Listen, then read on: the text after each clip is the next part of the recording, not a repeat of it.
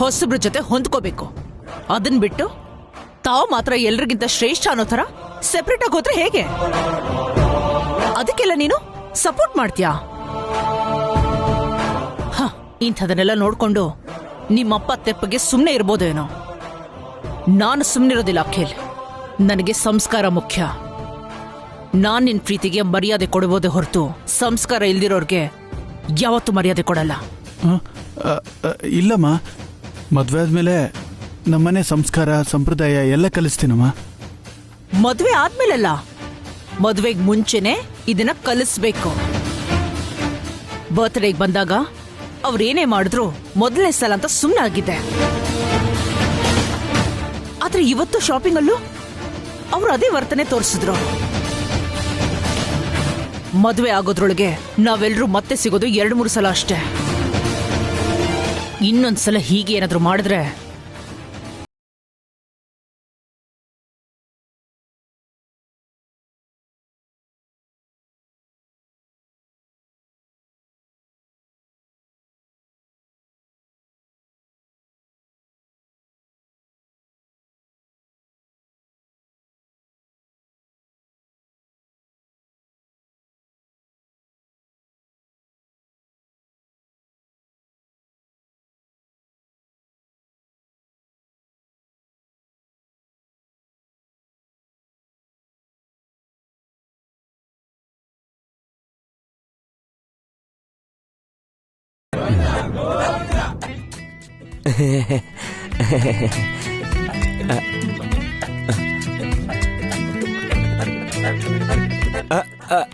ಅದು ಅಖಿಲ್ ಚಿಕ್ಕವನಮ್ಮ, ಅವನ್ಗೇನು ಗೊತ್ತಿಲ್ಲ.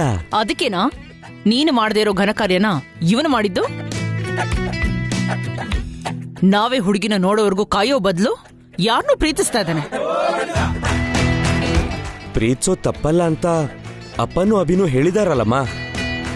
ಮದ್ವೆ ಆದ್ಮೇಲೆ ಹೆಂಡ್ತಿನ ಪ್ರೀತಿಸೋದೇ ಬೇರೆ, ಒಬ್ಬ ಹುಡುಗಿನ ಪ್ರೀತಿ ಮಾಡಿ ಅವಳನ್ನೇ ಮದ್ವೆ ಆಗ್ತೀನಿ ಅನ್ನೋದೇ ಬೇರೆ. ಇವನ್ ಏನ್ ನೋಡ್ಕೊಂಡು ಆ ಹುಡುಗಿನ ಪ್ರೀತಿಸ್ದ? ಆ ಹುಡುಗಿ ಯಾರು, ಅವ್ರ ಅಪ್ಪ ಅಮ್ಮ ಯಾರು, ಅವ್ರ ನಡವಳಿಕೆ ಹೇಗೆ, ಸಂಸ್ಕಾರ ಹೇಗೆ, ಇದೆಲ್ಲ ನೋಡಬಾರ್ದ ಇವನು? ಈ ಮನೆಯಲ್ಲಿ ಮಿಕ್ದವ್ರ ನಡವಳಿಕೆ ಹೇಗಿದೆ, ಇವನು ಪ್ರೀತಿ ಮಾಡಿರೋ ಹುಡುಗಿ ಅಪ್ಪ ಅಮ್ಮನ ನಡವಳಿಕೆ ಹೇಗಿದೆ? ನಡವಳಿಕೆಯಲ್ಲಿ ಹೊಂದಾಣಿಕೆ ಇಲ್ಲ ಅಂದ್ರೆ ಚೆನ್ನಾಗಿರುತ್ತಾ? ನಂಗೆಲ್ಲ ಅರ್ಥ ಆಯ್ತಮ್ಮ. ಅವ್ರಿಗೇನ್ ಹೇಳ್ಬೇಕು, ಹೇಗಿರಕ್ ಹೇಳ್ಬೇಕು, ಇದನ್ನೆಲ್ಲ ಅಖಿಲ್ಗೆ ಹೇಳ್ತೀನಿ. ಅಖಿಲ್ ಅವ್ರಿಗೆ ಹೇಳ್ತಾನೆ. ಮೊದ್ಲು ಇದನ್ನ ನಿನ್ ಹೆಂಡತಿಗೆ ಹೇಳೋ. ಹೇಗಿರ್ಬೇಕು ಹೇಗಿರ್ಬಾರ್ದು ಅಂತ ಮೊದ್ಲು ಅವಳನ್ನ ಹದ್ಬಸ್ತಲ್ಲಿಟ್ಕೋ. ಆಮೇಲೆ ಬಂದ್ ಇವನಿಗೆ ಹೇಳ್ಕೊಡುವಂತೆ. ಹೇಳಿದ ಅರ್ಥ ಆಯ್ತಲ್ಲ? ನಾಳೆ ಏನಾದ್ರೂ ಹೆಚ್ಚು ಕಮ್ಮಿ ಆದ್ರೆ ನಾನಂತೂ ಸುಮ್ಮನಿರೋದಿಲ್ಲ. ಕೆಟ್ಟು ಕೋಪ ಬರುತ್ತೆ ನನಗೆ.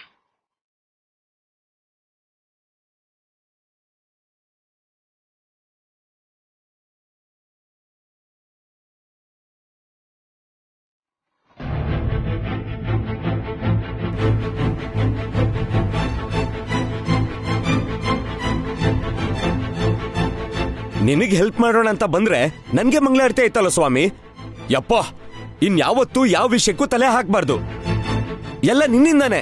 ನಮ್ಮ ಅಮ್ಮಂಗೂ ನಿಂಗೂ ಇನ್ನೂ ಅಂಡರ್ಸ್ಟ್ಯಾಂಡಿಂಗ್ ಬಂದಿಲ್ವಾ? ನಿನ್ನ ಹದ್ಬಸ್ತಲ್ಲಿ ಇಟ್ಕೋಬೇಕು ಅಂತ ಒತ್ತಿ ಹೇಳ್ತಾ ಇದ್ದಾರೆ. ಕೇಳಿಸ್ಕೊಂಡೆ ತಾನೆ? ಹದ್ಬಸ್ತಲ್ಲಿರು ಪ್ಲೀಸ್ ಪ್ಲೀಸ್. ಅಣ್ಣ ಸುಮ್ನೆ ಇರೋ. ಏನೋ ಅಖಿಲ್, ಶಾಪಿಂಗ್ ದಿನಾನೇ ಶಾಕಾ?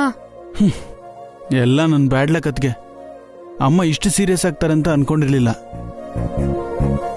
ಪಾಪ, ನನ್ನಿಂದ ನೀವು ಬಯಸ್ಕೊಂಡ್ರಿ. ಪರವಾಗಿಲ್ಲ ಬಿಡು, ಅತ್ತೆ ಹೇಳೋದ್ರಲ್ಲೂ ಸ್ವಲ್ಪ ಅರ್ಥ ಇದೆ. ನೀನು ಹುಷಾರಾಗಿರ್ಬೇಕು, ಇಲ್ಲ ಅಂದ್ರೆ ನಾಳೆ ರಿಸೆಪ್ಷನ್, ಮೆಹಂದಿ ಎಲ್ಲ ಶುರುವಾಗ್ಬಿಡುತ್ತೆ.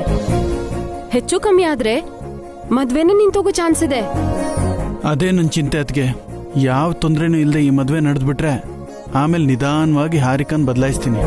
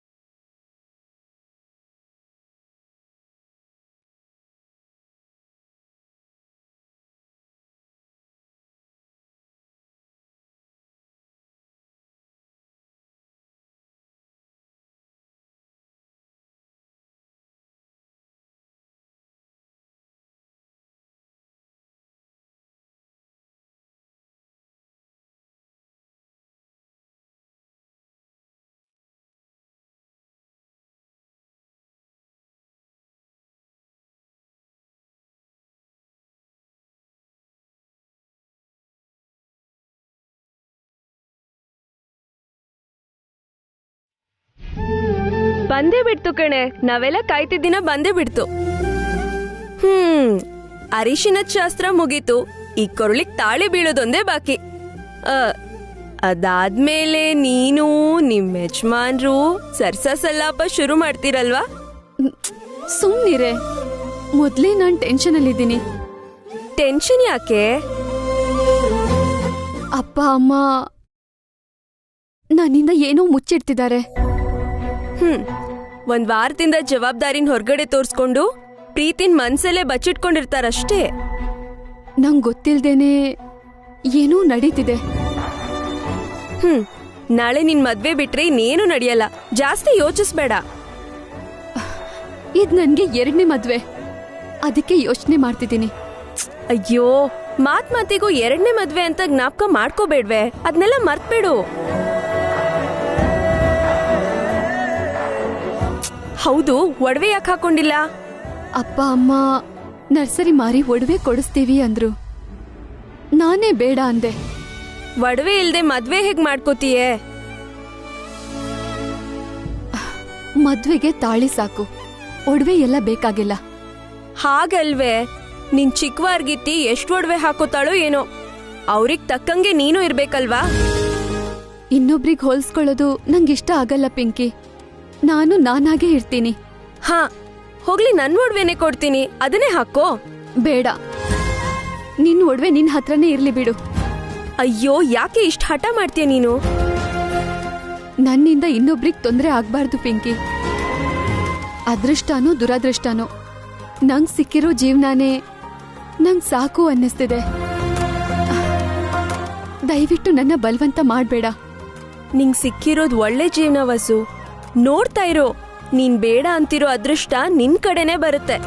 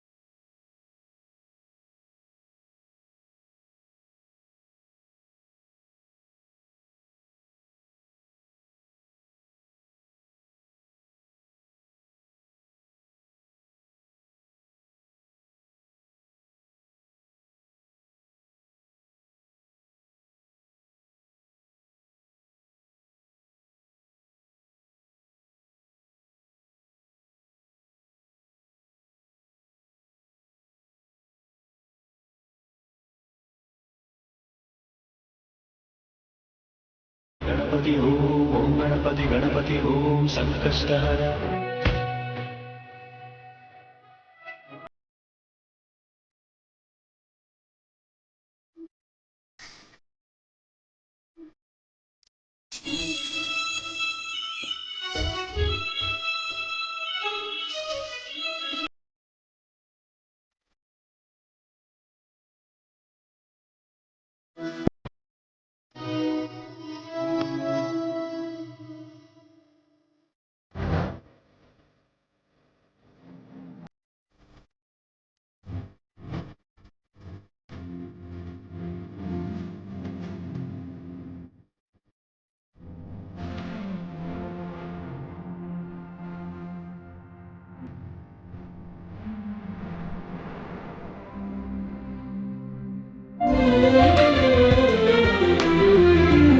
श्री महागणाधिपतये नमः।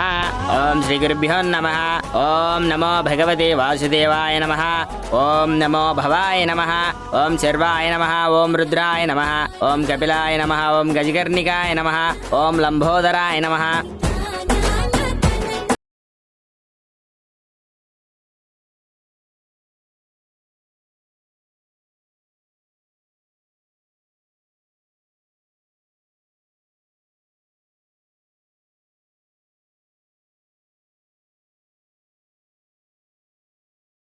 ಈ ತರ ಚಪ್ರ ಹಾಕಿಸ್ಕೊಳ್ಳೋ ಅದೃಷ್ಟ ಇಲ್ಲ ಅನ್ಸತ್ತೆ.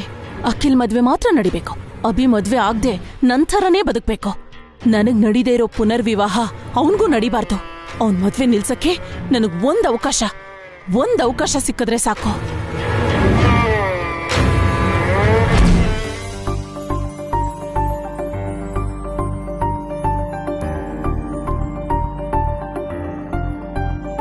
ಏನ್ ತಂಗಮ್ಮ ಇಷ್ಟ ಲೇಟ್ ಆಗಿ ಬಂದೆ? ಭಾವನವರಲ್ಲಿ ಇಷ್ಟ್ ಲೇಟ್ ಆಗಿದ್ದು ಅವರಿಂದಾನೇ ಅಣ್ಣ. ಬೆಳಗಿಂದ ಹೇಳ್ತಾನೆ ಇದ್ದೆ, ಇನ್ನೇನ್ ಹೊರಡ್ಬೇಕು ಅನ್ನೋದ್ರೊಳಗೆ ಯಾವ್ದೋ ಇಂಪಾರ್ಟೆಂಟ್ ಕೆಲ್ಸ ಬಂತು ಅಂತ ಹೊರಟ್ಬಿಟ್ರು. ಇವ್ರನ್ನ ನಂಬ್ಕೊಂಡ್ರೆ ಆಗಲ್ಲ ಅಂತ ಒಬ್ಳೆ ಬಂದ್ಬಿಟ್ಟೆ. ಮದ್ವೆಗಾದ್ರೂ ಬರ್ತಾರ ಇಲ್ವಾ? ಅಯ್ಯೋ, ಮದ್ವೆಗ್ ಬರ್ದೇ ಇರ್ತಾರ ಅಣ್ಣ? ಹೇಳಿ ಕೇಳಿ ಇದು ನಮ್ಮ ಅಳಿಯನ್ ಮದ್ವೆ ಅಲ್ಲ, ಮಗಳು ಮದ್ವೆ. ವರದಕ್ಷಿಣೆ ಎಷ್ಟ್ ಕೊಡ್ತಿದಿರೋ? 60 kg ಬಂಗಾರ. ವಸು ಒಂಥರ ಬಂಗಾರನೇ ಅಲ್ವಾ ಅಣ್ಣ? ಚೆನ್ನಾಗಿ ಹೇಳ್ದಮ್ಮ. ವಸುಂಧ್ರ ನಿಜವಾಗ್ಲೂ ಬಂಗಾರನೇ. ಆ ಬಂಗಾರಕ್ಕೆ ಅಭಿ ಅನ್ನೋ ವಜ್ರ ಜೋಡಿ ಆಗ್ತಿದೆ. ಅಭಿ ಎಲ್ಲಿದ್ದಾನೆ ಅಣ್ಣ? ಅವನ್ ರೂಮಲ್ಲಿದ್ದಾನೆ.